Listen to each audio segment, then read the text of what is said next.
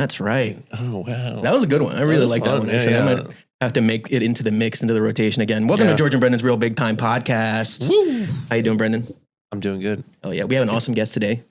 Holly Huff, how you doing? Hello, how are you? Pretty good. Had a pretty easy weekend.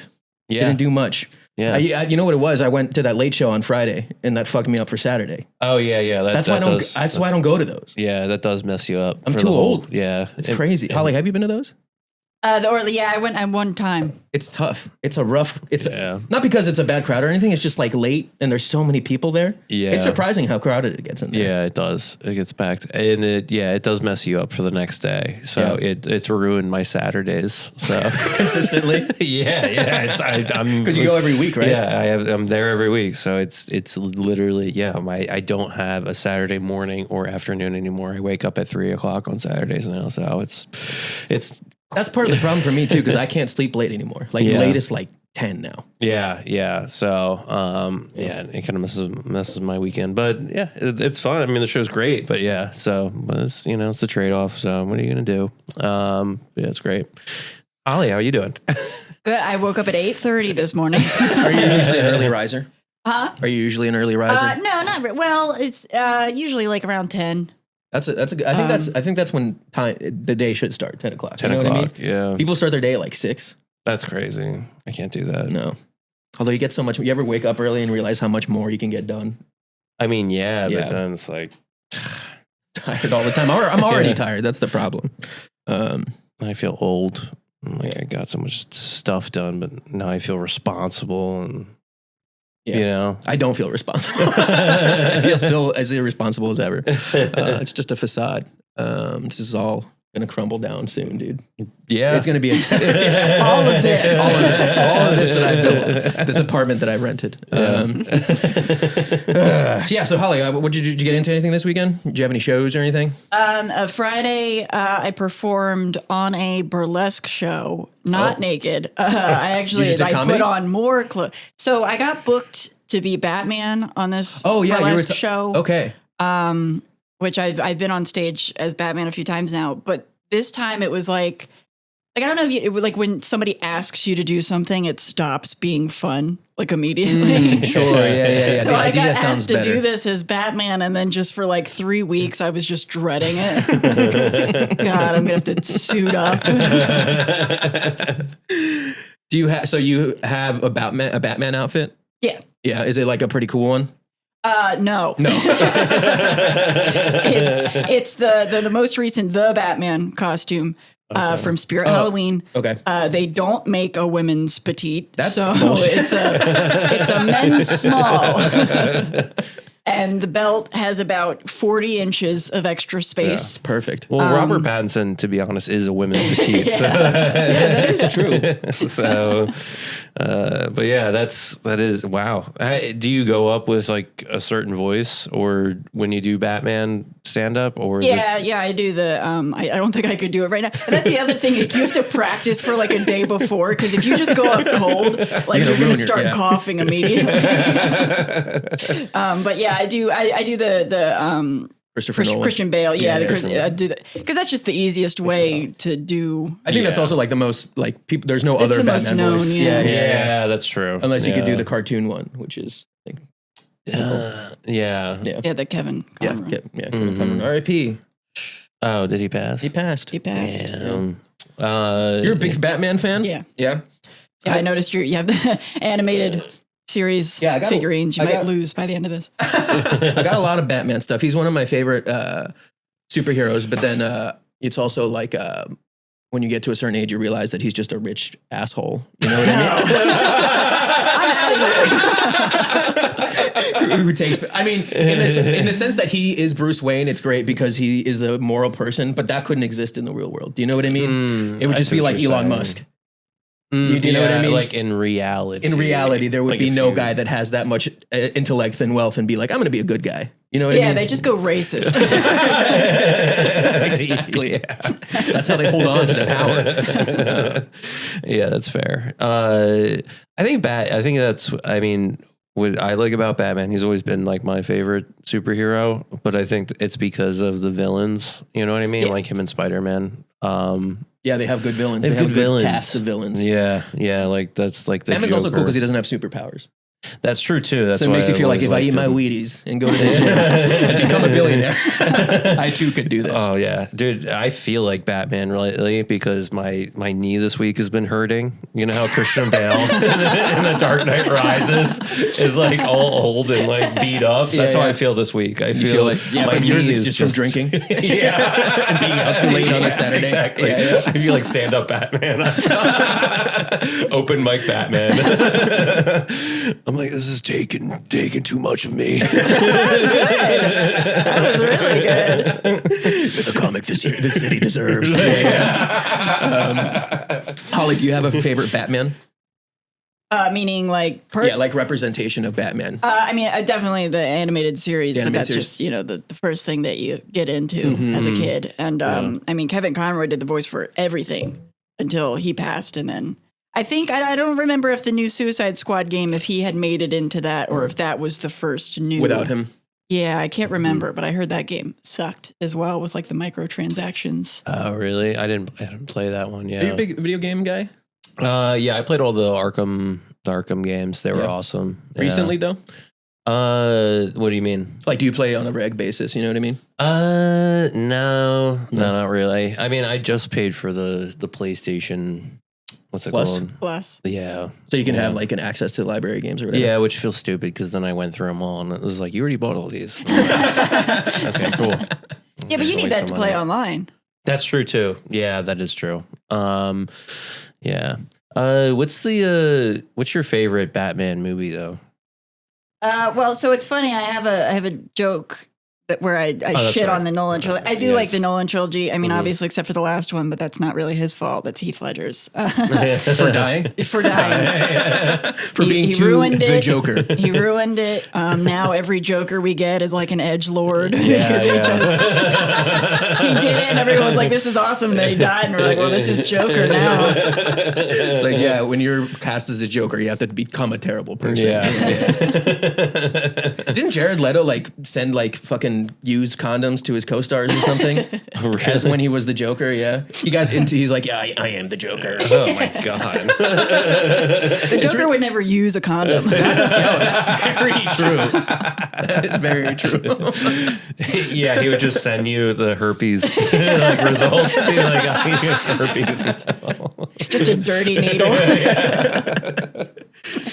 Gotcha. Holly, you said you also work at Wawa. You worked at Wawa, right? I did. Yeah, I did about I think like 6 years at Wawa. Yeah, you put in some service at the worst. Wawa. That's worse than being in the military. What was the worst job at Wawa? Because you do all sorts of stuff there.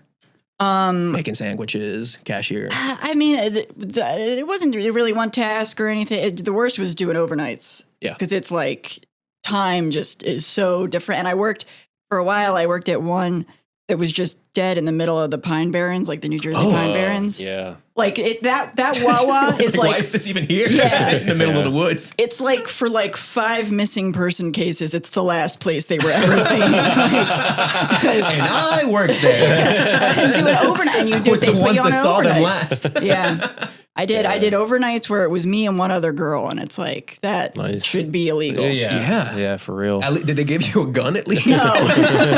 Here's your Wawa sanctioned revolver. It's got the little goose logo on it. Yeah, you're like, our best customer was the Jersey Devil. It's like, he was actually the nicest customer we got. They're out there in that place that are like, I saw him last night. I mean, that's crazy. Yeah, that is.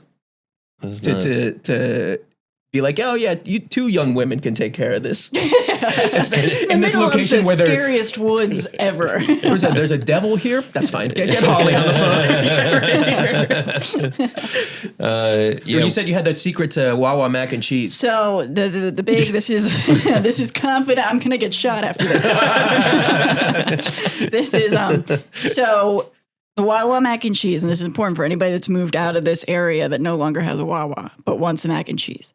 It is Stouffer's mac and cheese. It's just Stouffer's? Stouffer's. Wow. The bags came in from Nestle, and Nestle makes Stouffer's mac and cheese. It's the same mac and cheese. Wow. Now we know. Did they prep it in a special way? It comes in a frozen bag that you put in boiling water. Easy. Damn. You know what? Let me tell you something. Panera, because I used to work at Panera Bread, they do the same thing. Yeah. It's just in a bag. I think most things, when you go out to eat at a restaurant, it's just like Cisco Foods. Yeah, they put it, it comes frozen in a plastic bag, and then you put it in boiling water, and now we all have microplastics inside of us. So it's so sad how like you go out to eat, and it's essentially just a microwave meal. It really is. Except they boil it, I guess. That's like all TGI Fridays. That's like, they were all microwave meals. I refuse to believe that it was always that shitty quality, though, because I used to not hate it. You know what I mean? Yeah, of course. When you're a kid and you even like chicken nuggets tasted better when I was 10. I think McDonald's chicken nuggets honestly have tasted the same since I was a little boy. Well, they're fried. Yeah. Yeah. It just tastes like grease. Meat you're tasting. Yeah, human meat's addictive. Is that why they're doing it? Once you get one bite, you can't. It's insatiable. Exactly. Yeah. Oh man. Yes, Epstein. It all goes back. It's in the files. Well, the subject of our next segment would have loved. Maybe, probably. I don't know. I feel like we don't know what he was doing. But we're going to get into our first segment, Real Big Time True Crime. Let's get into it.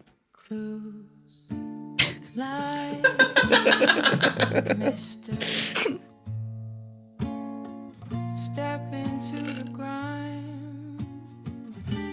It's real big time true crime. That's right. Ladies and gentlemen, Real Big Time True Crime, the segment where we talk about the biggest and baddest true crime stories of history. Today we're going all the way back to 1888. Imagine the city of London in August 1888. This is not the London of royal palaces or high tea. This is the East End. You're walking through the district of Whitechapel, where the air is a thick yellow soup of coal smoke and the stench of local slaughterhouses. I was going to say shit, but yeah. There's a lot of different smells going on. It's crazy how you just used to shit in a bucket and throw it out the window. Like, that's if you had a bucket. You could afford a bucket? Miss Fancy Pants over here. a bucket. Bet you got a bed, too. Okay, the sun sets and the gas lamps cast long flickering shadows against the soot-stained brick walls of narrow alleyways. In these shadows, thousands of people are packed into rotting tenements living in a state of permanent crisis. This is a place where survival is a luxury. Every corner hides a different type of desperation. It is into this specific suffocating atmosphere that a figure emerges. He is a predator who will exploit the darkness of these streets to create a new kind of terror. This figure will eventually be known by a name that still chills the blood over a century later, but for right now, in the fog of 1888, he's simply a shadow with a knife. Did I just cut out? Knife? Knife. Shadow with a... I just got stabbed. For the women of Whitechapel, life was a daily negotiation for survival. Most of the victims were not professional sex workers in the modern sense. They were called unfortunates. This was the Victorian term for women who turned to the streets only when they lacked the few pence required for bedding in a lodging house. This vulnerability is exactly what the killer exploited. He did not need to hunt his prey. His victims were already trapped in a cycle of desperation that forced them into the dark corners of the city. The atmosphere during the Autumn of Terror was one of visceral paranoia. Every man in a dark coat carrying a black bag was suspect. Tensions boiled over into xenophobia, of course. The local population often blamed the influx of immigrants for the violence. This led to near riots that the police had to quell while simultaneously hunting the murderer. Right. While dozens of attacks... It was the Mexicans. It always is. You know? Hopping the border and enter the sea. Yes. Of course. While dozens of attacks occurred in the East End during that period, historians generally agree of 5 victims. These women shared similar backgrounds and met their ends in the early hours of the morning, usually on the weekend. There was Anne Polly Nichols. She died August 31st at Bucks Row. Annie Chapman. She died September 8th. At Hanbury Street. Elizabeth Stride, she died September 30th on Berner Street. Catherine Eddowes died on the same day at Mitre Square. And Mary Jane Kelly died November 9th at 13th Miller's Court, or his final victim, supposedly. Mm-hmm. It was just crazy. 5 doesn't seem like a lot. I mean, it is.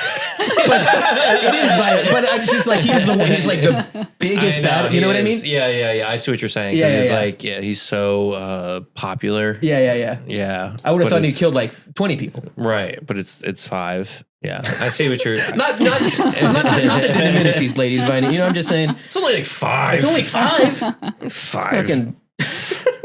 Okay. The brutality. It's like 5 of these broads. They were unfortunates. The brutality escalated with each victim. By the time of the double event involving Stride and Eddowes and the final murder of Mary Jane Kelly, the city was in a state of absolute paralysis. Before the name Jack even appeared, the East End was terrified of a man they called Leather Apron.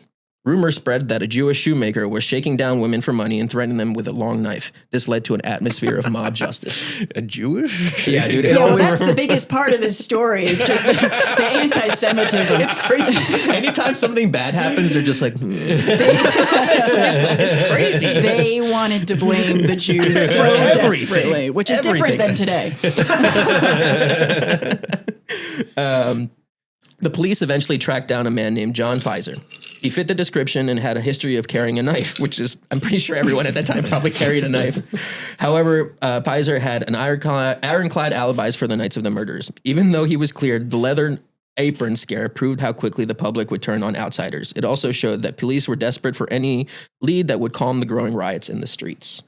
The case moved from local horror to a global obsession because of the Mail. In late September, the Central News Agency received a letter written in red ink. This Dear Boss letter gave the killer the identity that would be haunting history. The writer mocked the police for their incompetence and offered a chilling promise of more violence. Here's a quote from the letter.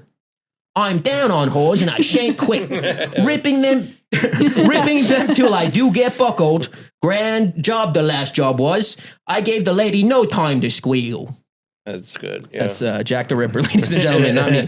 While many experts... Sounds just like him. To me, it's just Jason Statham, is it? You know, Jason Statham. That's not Jason Statham. No, it's not. No. I'm down on whores and I shan't quit. No, that's what is that? That's the fucking chimney sweep from Mary Poppins. Yeah, that's Dick Van Dyke.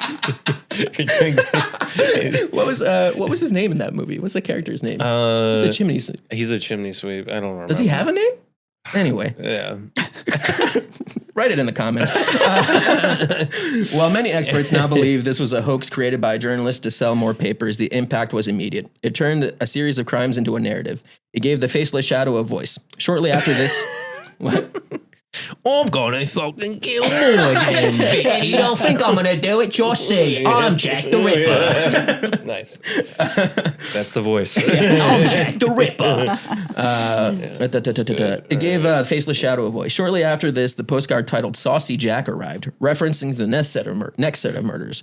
The press leaned into this, publishing the letters and fueling a level of public interest that police were not prepared to handle.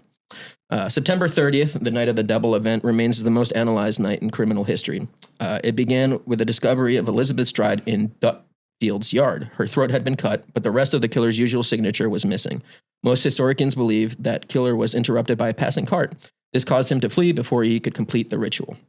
The killer moved towards the city of London, driven by a perceived need to finish the work. Less than an hour later, the body of Catherine Eddowes was found at Mitre Square. This murder was significantly more gruesome. The killer had taken the time to perform the complex organ removals in complete and total darkness. So yeah, he would like remove the organs of people and stuff. Some people thought that like it might have been a surgeon because he had like advanced anatomical law. Well, so the thing about the Mitre Square. Yeah, tell me about it. And first of all, by the way, I could have told you all this. But you made me write this. I know. Before I was like, I don't actually know if I know that much about that. And then you're saying everything. I'm like, shut the fuck up, dude. I'm like getting shit wrong, probably. But the thing about the Mitre Square, and this is also some theories that Jack the Ripper could have been a cop, is because that was right by the Scotland Yard, which is the Metropolitan Police headquarters. Okay. And there was a cop literally lapping that square, but it's so fucking dark.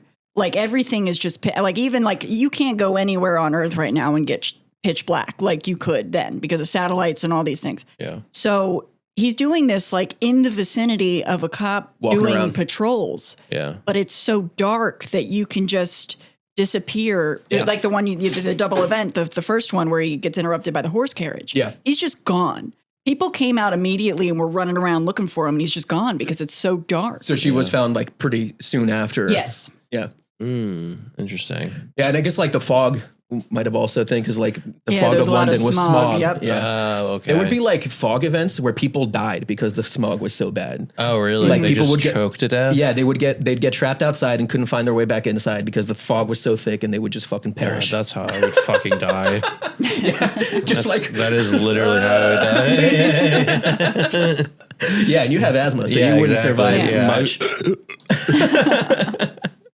But yeah, I mean, the smog and just nothing's lit. Like you can't see anything right in front of your face unless you're holding a light. Like that's how dark this is. And everyone's awake because there's nowhere to sleep unless you have the money, which is why they're walking around trying to prostitute so they can get a bed and go to sleep. Yeah. But everybody's up. Everybody's walking around. It's pitch black. That's what bumping into each other. It smells like shit. Yeah, it sounds like a fucking terrible place. Jesus Christ. What a time. What a time to be alive. What a time to be alive. The past. The proximity of these two murders showed the killer was emboldened rather by deterred than deterred by the police presence. Between the two crimes, a piece of Edo's blood-stained apron was found in a doorway. Above it, a cryptic message was chalked on the wall regarding the Jews. Again, first time this ever happened. It's crazy. And never again. Police Commissioner Charles Warren ordered the writing washed away before it could be photographed because he feared an anti-Semitic uprising. This decision, Again, never happened. This decision remains one of the most controversial moments in the investigation. It destroyed potentially vital evidence. But again, I think probably made the right call. I mean, how long would it have taken to get a camera out there as well? I mean, and also like what, this was the 1800s. Like what are they going to, they're not going to do DNA analysis on, you know what I mean? Yeah. I don't know what much they could do. Dust for prints, I guess. Did they do that back then? I don't think that came out until like 1910. Yeah. So what did you do? Just look around? No, it's that John Mulaney joke where he's like, I've got a hunch. That's It's literally what Bunch it was. of people with hunches. Yeah, and it was literally like, it's the Jews. That's my hunch. And it was spelled Juwes. Yes. So, So I don't think it was. Well, that's nobody could spell either. Nobody can read. Nobody can write. It's dark. It smells like shit. Covered in shit. Fucking having to whore yourself out for a bed. Oh my God. Well, yeah, and also, are we sure this guy's a surgeon? Because, That's true. That's true. or is he throwing us off? We That's don't know. true. Could have been a very smart man. So while the first letter was likely, the first letters were likely hoaxes, a third piece of mail was much harder to dismiss. George Lusk, the head of a Whitechapel Vigilance Committee, received a small wooden box in the mail. Inside was a half of a human kidney preserved in wine, along with a letter titled "From Hell." I don't know if you've seen that movie with Johnny Depp, but there was a movie called "From Hell" that forgets its title. Oh, yeah. The writer of "From Hell" did not use fancy handwriter of the Dear Boss note. It was poorly written and claimed the author had fried and eaten the other half of the kidney. Medical experts confirmed the kidney belonged to a woman with Bright's disease. Catherine Eddowes had suffered from exactly that condition. This remains the most terrifying piece of evidence of the entire saga. Oh, yeah. So they mailed the kidney. They think it's her kidney because she had the same disease. Yeah. Oh. And he said he ate the other part of the kidney. Interesting. Yeah. Yum, yum. Tasty, tasty. I don't know. I feel like the kidney would be the last thing I eat out of a human. You know what I mean? Isn't that where isn't that probably the best part? Is it? I don't. What part of this is in the McDonald's? It's all kidneys, kidney nuggets. Oh, that is there. The investigation was a collision between medieval conditions and the birth of modern detective work. We take forensics for granted today, but in 1888, the tools were primitive.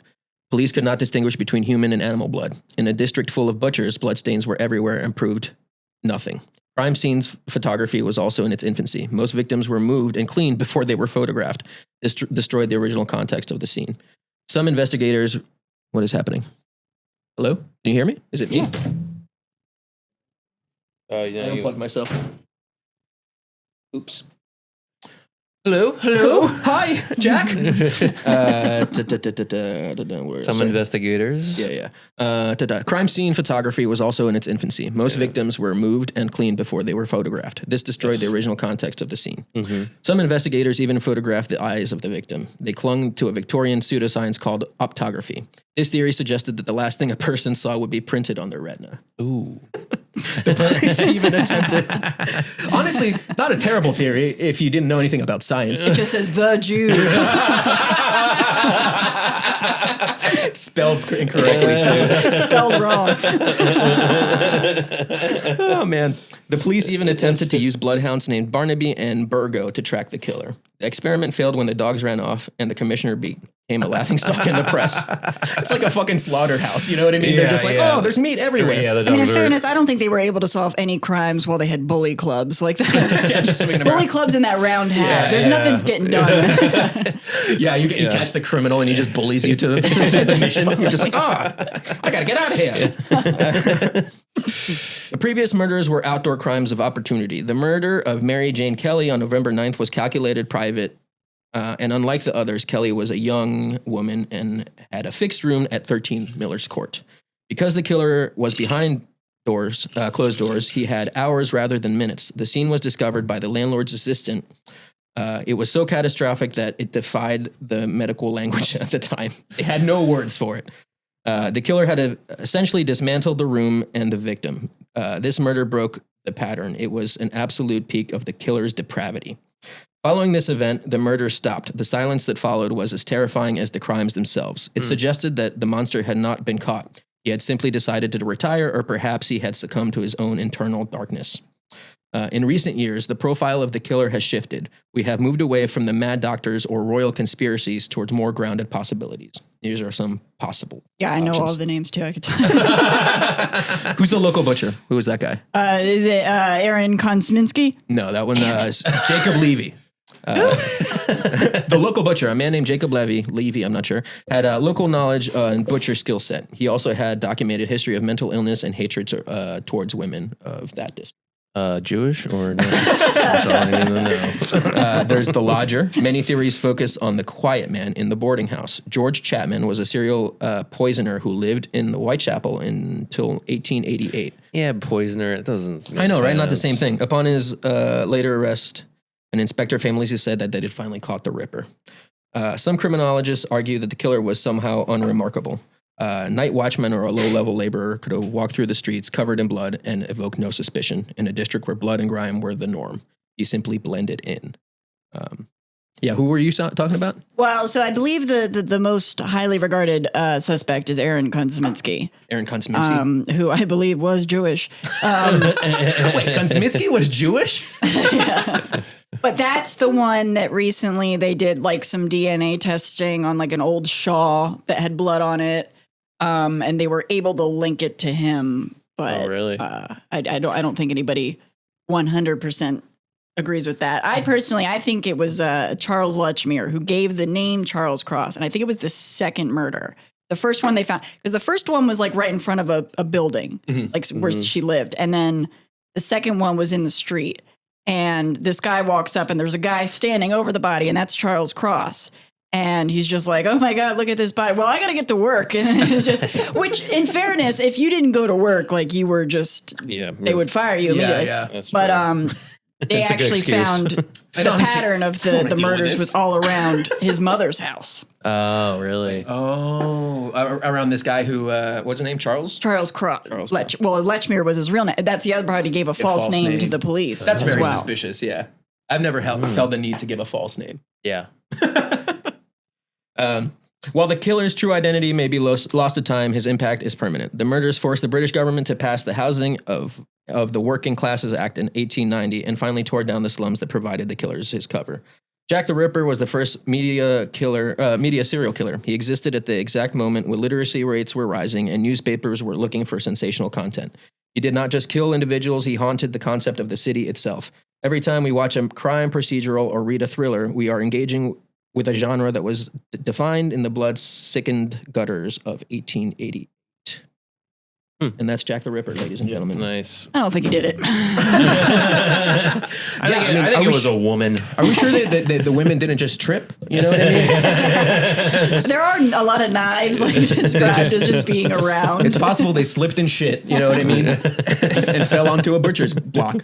A bunch of times. I mean, couldn't see in the streets. Yeah. But yeah, that's Jack the Ripper.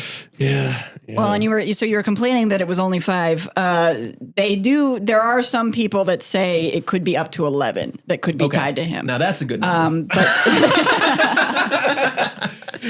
almost a dozen. I need my serial killers in the double digits. Okay. Yeah, I don't know. Maybe just the fact that I'm imagining a guy in like a top hat and like a full because that's the picture that they drew. Well, the picture that you see with the top hat, that's not the accurate. The more accurate is he's got that bowler's hat and then like a twisty mustache, and he's kind of like fat. Like that's people said he was like stocky. Like short and stocky. See, I imagine a thin, lanky guy. Well, that's because that's what they always like draw. But the actual sketches of, and this is just, somebody saw this woman says walking. It's a ghost. Yeah. So. I don't know. That's terrifying. I don't like that. Wait, what the fuck? Look, it just says crime on his head. Crime. Yeah, that's. You gotta look out for a guy with crime on his head. That's how you know. I saw a guy wearing a crime bandana, but he didn't look suspicious anyway. Oh, man. Well, don't do crimes, guys. Yeah. So so that's your final. What was the guy's name who you thought it was? I think Charles Cross. I think most people think Aaron Kosminski. Then there's also I forget his name, the Prince. Oh, that's right. Whatever. I've heard about that guy. Oh, yeah. People say that it was one of the Royals. The Royals. And they wasn't covered Prince it up. Albert. That's a dick piercing. That is also a dick piercing. You had all those fucking notes and you can't tell me the answer. No, I didn't have that one. No, George needs to focus on his writing, okay? I can barely get it together.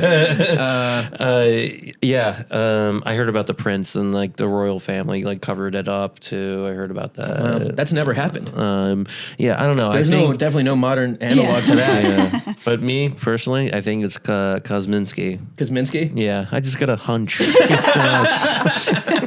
Something about the last 3 letters of that last name. All right. There's also a H.H. Holmes theory as well, which is much more far-fetched. But I've heard that's been debunked though. Yeah. Because absolutely. I think he was in the U.S. and they found like there was like receipts of him. Like Home Depot. Yeah. Buying plywood locks. Yeah, exactly. His fucking story is already crazy enough. You know what I mean? He doesn't also He doesn't need a preview. He doesn't need a prequel. Exactly. Well, that was our episode, ladies and gentlemen. Thank you for tuning in. Part 1. Yeah. Tune in next week for part 2 with Holly Huff. Yeah. Hear her She's got some spooky shit we're going to talk about. Yeah. You guys are going to be excited for this. I'm excited to talk about this. It's right up my alley. Woo! And we'll have a news story next week as well. Yeah. Tune in on Thursdays, guys. We'll be back in the same outfits next week. Same outfit next week. I like to keep it continuous. Yeah. But yeah, check out Ortlieb's on Friday night. Fridays, and I'll be at Helium Comedy Club April 30th, hosting for Sarah Bell Down and Dirty. Fuck yeah. And check out, what is it, the 16th? Is that Thursday? Brotherly Laughs. Brotherly Laughs. I'm opening that show. Holly Huff, you'll be on that as well, right? Yes. Hell yeah. You can see us there. We're going to be doing yucks and stuff.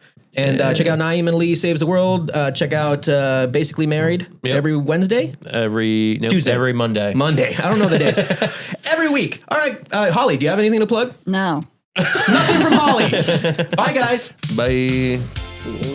It's George and Brendan's Real Big Time Podcast. Yeah. Tell your friends. Tell your grandma. It's time for George and Brendan's Real Big Time Podcast. It's the most important part in the world. Okay.